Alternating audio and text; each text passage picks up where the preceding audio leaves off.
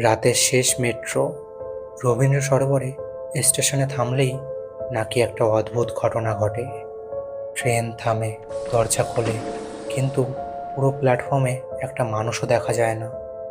তবুও ট্রেনের জানলা দিয়ে দেখা যায় প্ল্যাটফর্মের এক কোণে দাঁড়িয়ে আছে একটা কালো ছায়া।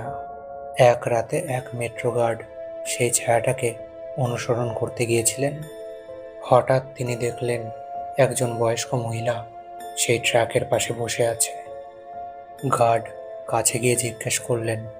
মহিলাটি ধীরে ধীরে মাথা তুললেন, আর ঠিক তখনই মহিলাটা আস্তে আস্তে হাওয়ায় মিলিয়ে গেল। কিন্তু ঘটনাটা এখানেই শেষ নয়। পরের রাতে ড্রাইভার ট্রেন চালানোর সময় দেখলেন খালি বগির জানলার ভেতর থেকে একের পর এক হাতের ছাপ ফুটে উঠেছে।